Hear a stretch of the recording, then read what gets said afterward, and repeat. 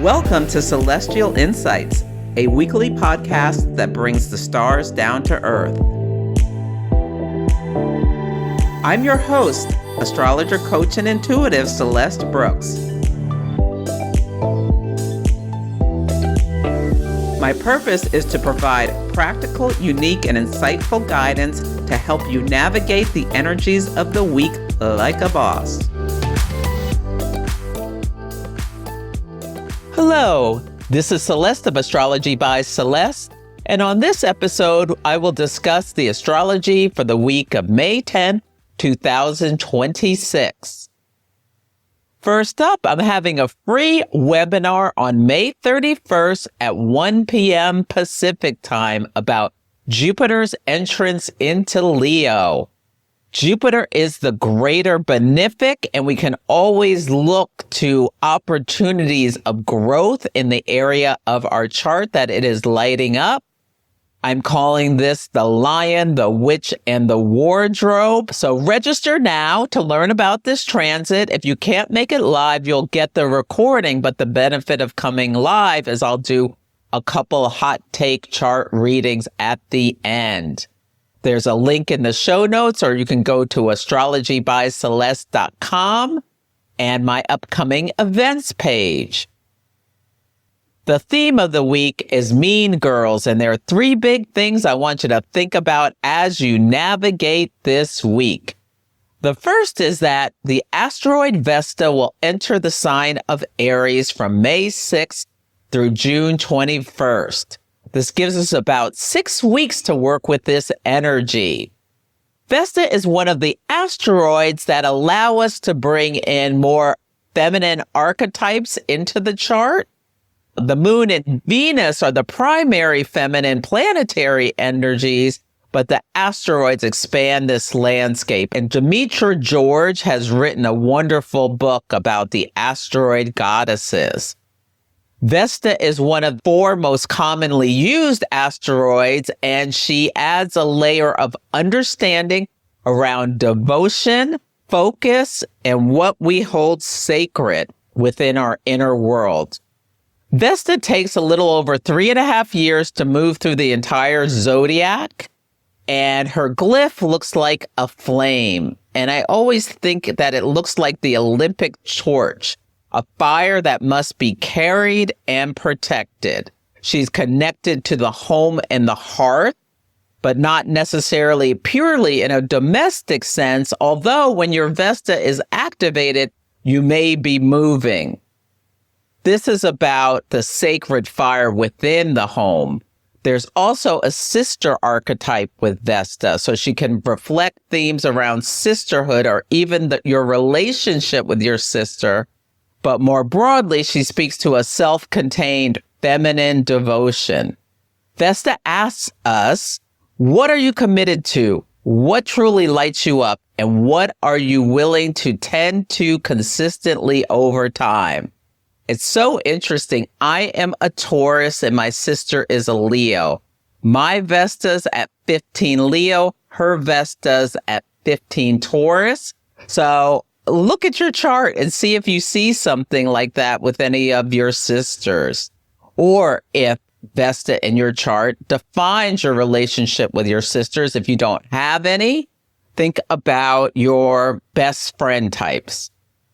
Historically, the Vestal Virgins in ancient Rome were the keepers of the sacred flame. Their role was incredibly important, and they weren't owned by a man, instead were devoted to their sacred duty. They had unusual privileges for women of that time. They could own property, had political respect, and held high status. But that devotion came with a cost.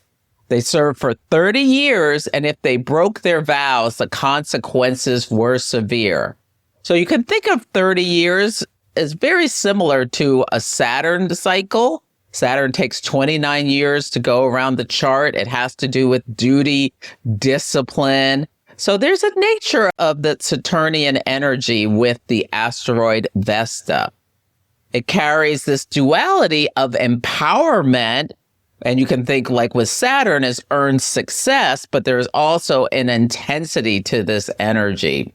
about focus, devotion, protection, honoring what's sacred, but understanding the weight of that commitment. Now, this transit is especially potent because Vesta is moving from the 29th degree of Pisces into 0 Aries, the first degree of the zodiac, and a world point. So that final degree of Pisces is a place of completion, release, and sometimes exhaustion. Like you can get so tired of sacrificing yourself for something that you just can't take it anymore. And you have to, Aries, put some boundaries down. And so we may see some stories here emerge that reflect her themes in a very visible way. There may be stories that have to do with purity, devotion, and control over the body, particularly female bodies. There may be stories that touch on themes of exploitation, control, or distorted expressions of devotion and purity. And as Vesta enters Aries, the moon, which rules people, is also in Aries, and it's sitting between Neptune, what is separating from Neptune and applying to Saturn. This is called besiegement between hostile forces. When I was looking at the chart, what came to my mind was these purity balls, which are events in some evangelical Christian communities where the daughters publicly pledge abstinence, often symbolically to their fathers as a reflection of religious values around purity and commitment. While it's intended to enforce faith and moral structure, critics have raised concerns about autonomy, consent, and the way these rituals place control over a young woman's body. There also can be more details about the Epstein files. Now, on a personal level, this can be a powerful reset. Vesta moving into Aries shifts the energy from tending to everything and everyone else, which can happen when Vesta's in Pisces, into reclaiming your own flame.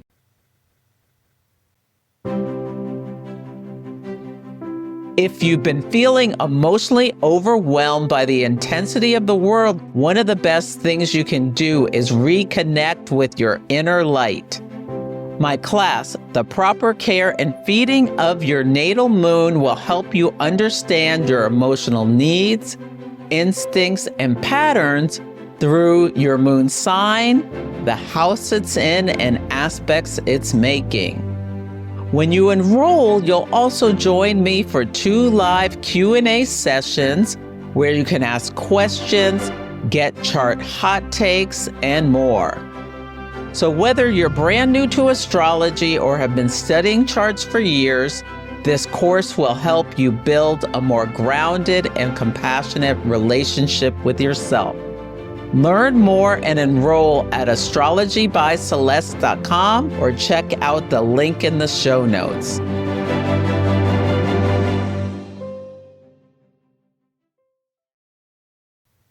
The next thing I want to make you aware of is that on May 14th at 7:24 a.m. Pacific time, Mercury will go Cazimi at 23 degrees of Taurus. A Cazimi occurs when a planet is exactly conjunct the sun.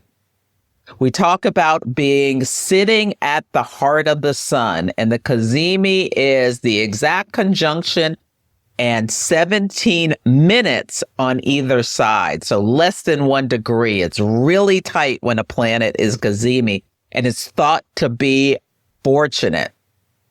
This is part of the synodic cycle when each planet meets the sun. And when a planet goes Cazimi, it's often described as sitting at the foot of the king, where you can ask for a favor and you can also deliver a message. So there's this sense where you can get something you've asked for, but there's also this clarity and access to authority at this moment. This Cazimi is happening at 23 Taurus, so if you have any planets or angles near that degree, and give a degree or 2 on either side, you may feel this more personally, where something comes into your conscious attention that really gets you some clarity. And Taurus brings in the themes of resources, money, values, stability, and the material world. This could show up as conversations or decisions around finances. You may be asking for support, or someone can ask you for support. So think about, if so, are you the sun person, the authority, the king type person, or the mercurial person, the one asking for a favor? It's a great time during the Cazimi to get quiet, maybe do a little meditation, and you may get divine downloads or insights about how to move forward. There's also a deeper layer to Cazimi moments where there's the idea of death and rebirth within this cycle. As Mercury approaches the sun, it's completing a cycle. It's like the final stages of a journey where old narratives, old ways of thinking, and outdated information get burned off in the light of the sun. There's this purification energy of burning off old stories. I get the image of the Nine of Wands tarot card. The soldier is limping forward on the last parts of the journey, but can see the promised land in the distance. So there may be a sense of something culminating, followed by a reset in how we think, speak, and make decisions. So think about what old stories you want to burn off. And because this is happening in Taurus, it may be related to beliefs or patterns about security, money, or self-worth. Now, 23 Taurus is very close to the fixed star Algol, which is at 26 Taurus. Algol is often called the beheading star because it's linked to the myth of Medusa, who was turned into stone by Athena for being assaulted in her temple. And then Medusa was beheaded, and her head was used as a weapon to turn anyone who looked upon her into stone.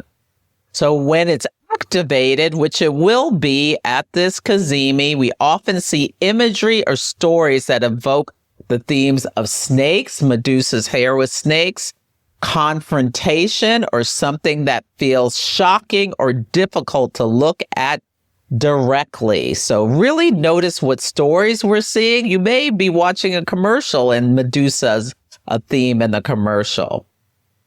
Now, there could be themes of someone being beheaded, figuratively, a well-known figure that reflects Taurian themes. Taurus rules the throat and the neck, money, the voice, or values. Someone could be losing their voice, could be something you have experienced with the death and the rebirth. So it could look like someone in the public eye, such as a singer, a stage performer, or a speaker, could be addressing a health issue connected to the throat or the voice and talking about how they're stepping back in some way.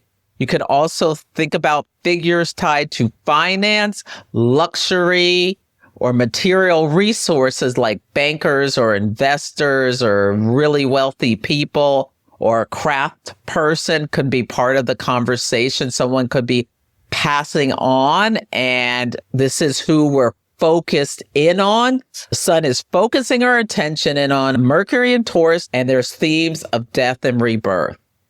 Israel's sun is at 23 degrees of Taurus.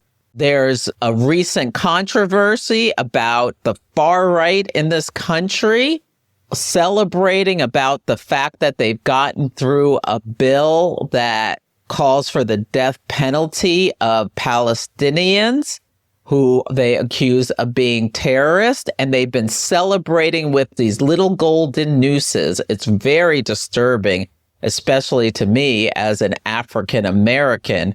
It brings themes of strange fruit, which was a song by Billie Holiday about lynchings in the United States.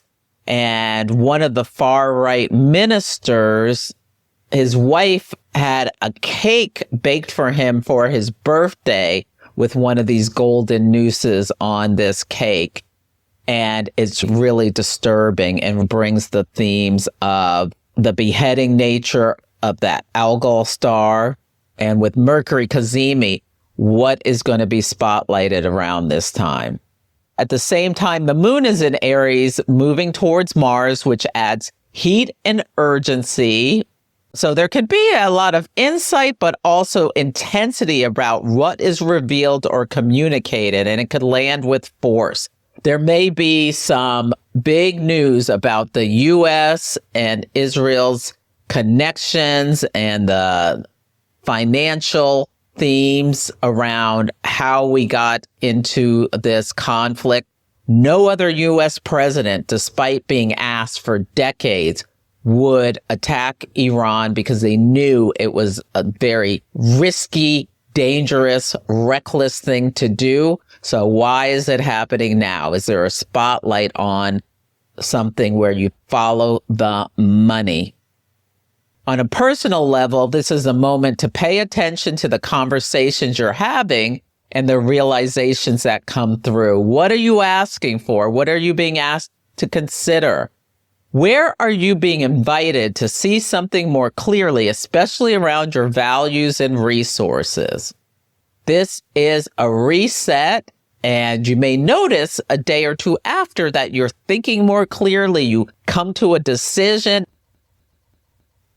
The last thing I want to make you aware of is that we have a new moon in Taurus on May 16th at 25 degrees, opening up a new cycle around resources, values, and stability. The new moon comes right after the Mercury Cazimi, just a couple of days later, so something that has been revealed, clarified, or communicated just before may seed what unfolds over the next month. Taurus is very practical. It could very much be around money or currency or land issues.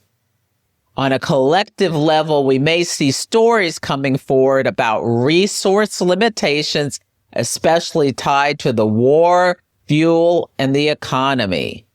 Taurus rules the material world, so when this sign is activated, we often see shifts around or pressure points regarding supply, cost, and access. There will be continued conversations about rising prices, employment changes, and how people are making their money stretch. Spirit Airlines is a fascinating story. It stopped operations in alignment with the full moon in Scorpio because of the financial instability that was escalated by the rising fuel prices. And there is someone who's talking about crowdsourcing and buying the airline and making it a people-owned airline. And this raises questions about ownership, value, and where resources can be redistributed in a more collective way. It's really exciting what this young man is doing. I hope he's able to make this work. This is a really exciting story. You can just Google Spirit 2.0 to learn more about it. And this new moon is within a degree of Algol, so there's going to be a level of intensity. So there may be themes of severing what is no longer sustainable, whether that's financial systems, agreements, or operating in ways that simply aren't acceptable anymore. Algol is also likened to Lilith, who would not be subservient to Adam. So some themes may be coming up about women who are not able to be controlled. We also have Mars just separating from conjunctions with Eris and then Chiron in Aries. So at the full moon, we learned more about the damage done to the bases, but Mars in Aries represents the armed services personnel. So maybe we'll learn more about actually the people who've been injured and died in this conflict. So that human cost. The Sabian symbol for this degree is a Spaniard serenading his señorita. It's a beautiful image of music, romance, and heartfelt expression. There may be expressions of love, meaningful conversations, or even literal proposals. At the same time, the caution is that what feels heartfelt can be a ruse like deception, propaganda, and a carefully crafted message that isn't entirely truthful. Now, this is opposite Taylor Swift's Mars and her fiance's Venus, so maybe there's news about their upcoming nuptials that comes to light over the next week or so after the new moon. On a personal level, this is a powerful time to set intentions. Keep it simple and grounded like Taurus likes about your finances, resources, time, and energy. What can you do to create more stability? Where do you need to simplify? Where can you make small, consistent changes that will add up over time? Take time to have a simple ritual, light a candle, write down your intentions, and reflect on what you truly value.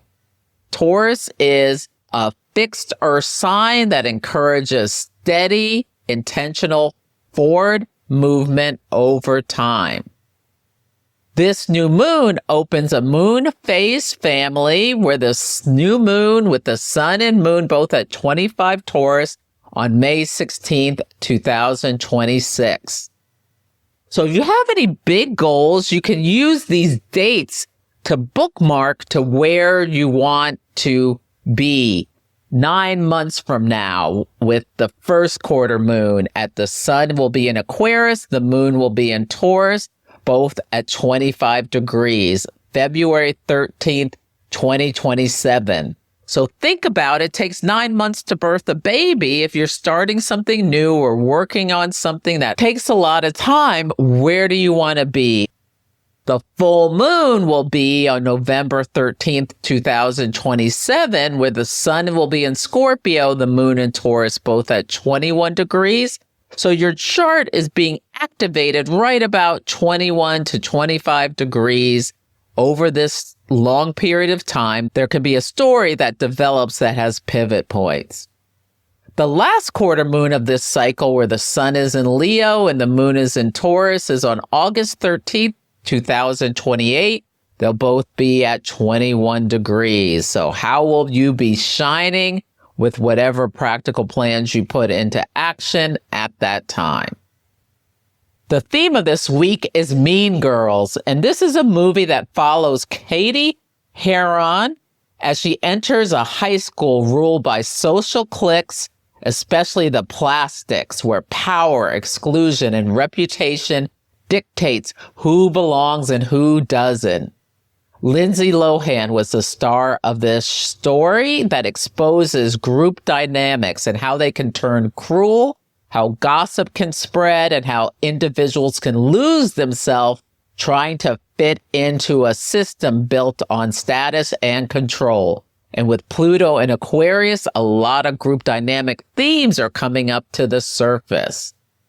And coming off the last quarter moon in Aquarius, which was yesterday, there's a moment of awareness about group behavior and social systems and the cost of belonging.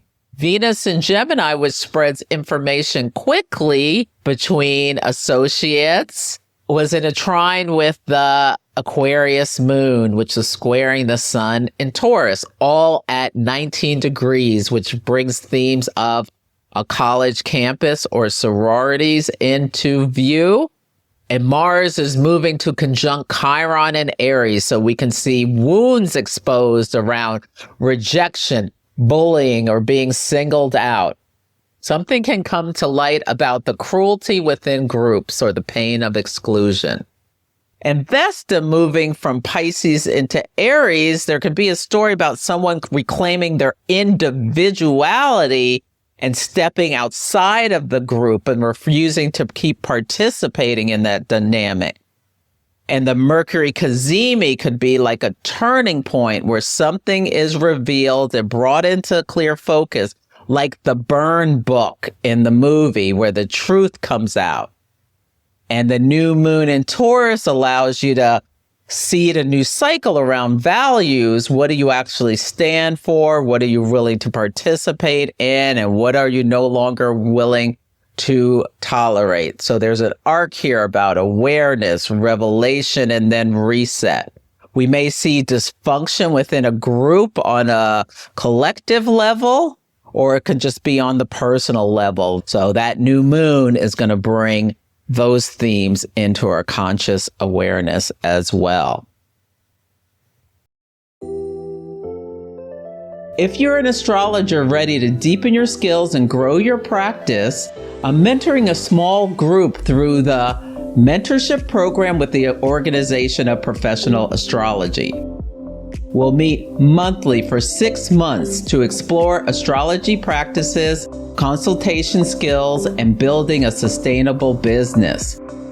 If you'd like guidance, community, and support from someone who's walked the path, learn more at the link in the show notes.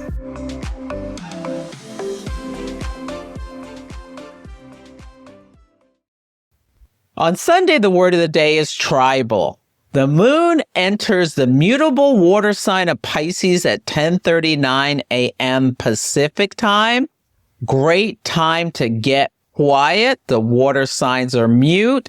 Pisces is two fish swimming in opposite directions. Can you think about how you're going to be in flow?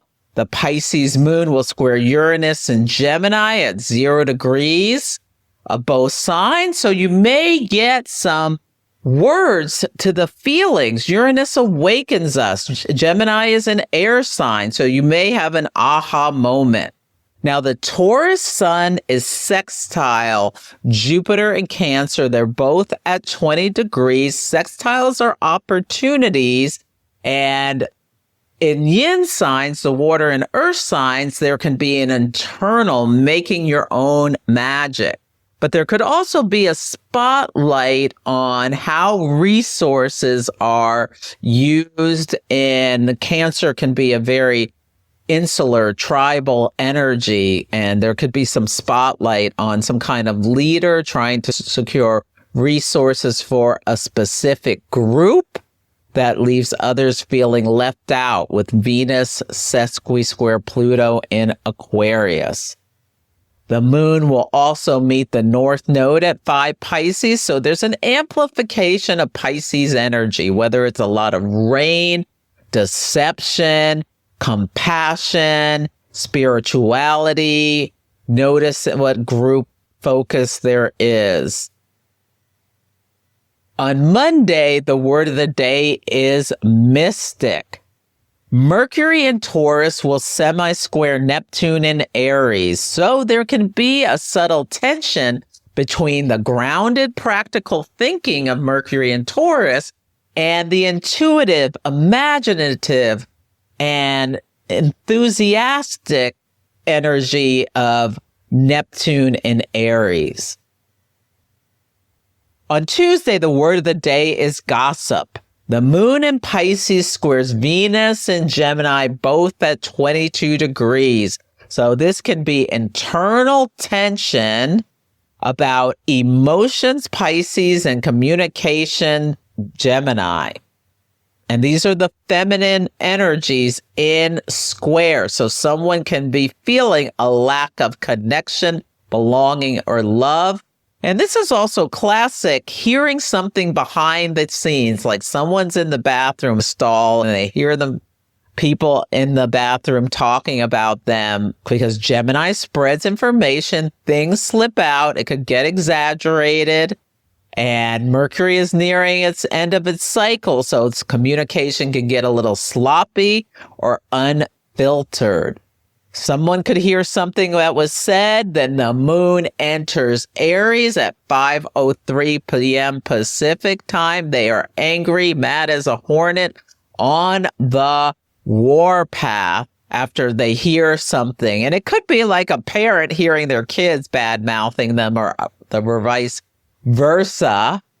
And Mercury and Taurus will sextile Jupiter and Cancer, both at 20 degrees. You get the information and it gives you a great idea on how to expand your wealth.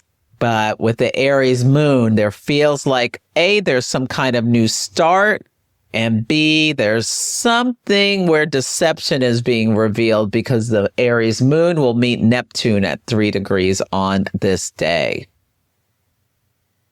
On Wednesday, the word of the day is purity. This is the Balsamic Moon day where the moon is losing the last of her light. It's the 3.5 days before the new moon, and it's at 7 Aries at 6:32 a.m. Pacific time.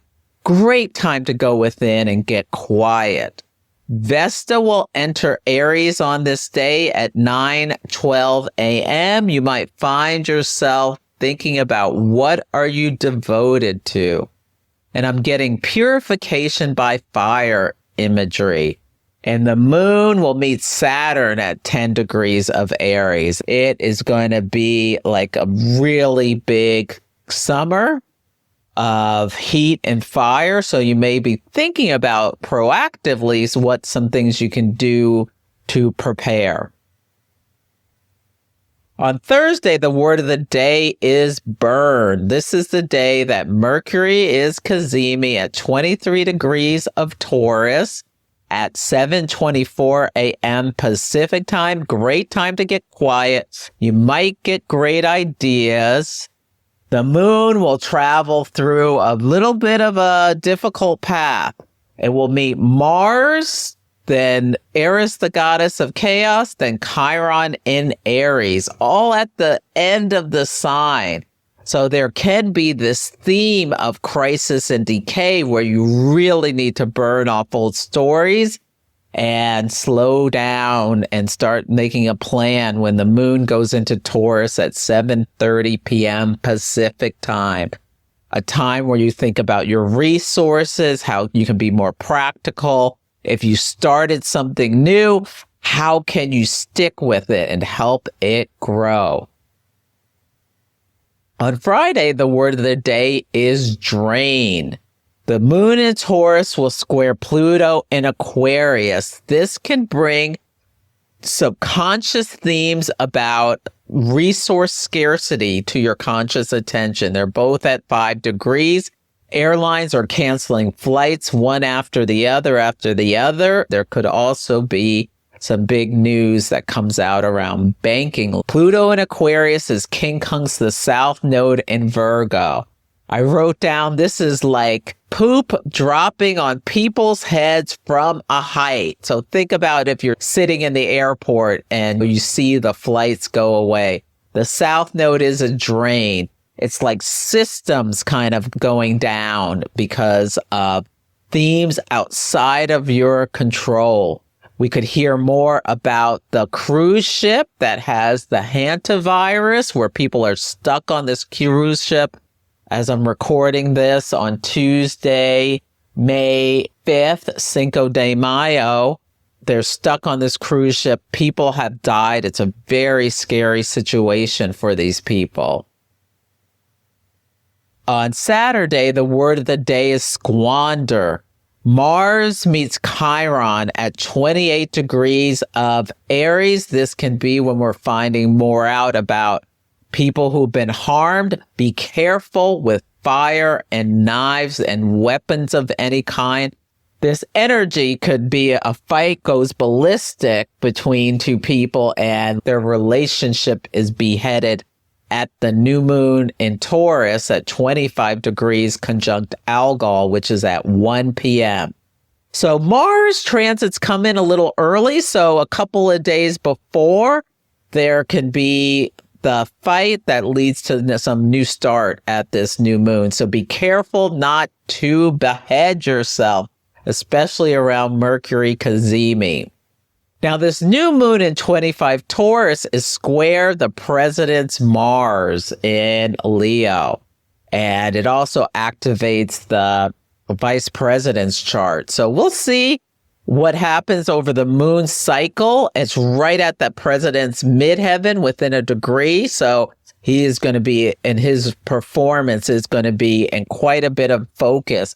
And people may be talking about all the money he has squandered on this war more and more, especially when it's not just the gas prices that are impacting Americans, but they start seeing their movements being limited, less able to afford things. There's so many people living close to the margins that their experience of the financial pressure is going to be really hard for people to deal with, and they may be talking about it as the moon and Mercury meet at 29 degrees of Taurus. This is the bankruptcy degree. There is themes of a crisis and decay around resources. And the moon moves into Gemini at 7:22 p.m. Pacific time, and people are talking about it, especially as the moon meets Uranus at 0 Gemini. And Gemini is mutable air. It rules transportation, communication, the reporter. People may be having just a fantastic time on Saturday night. Lots of fun. This can be a great party. Now, it also can be themes of people getting a little out of control, and just be mindful of your safety if you're out and about, especially on the road. Drive carefully.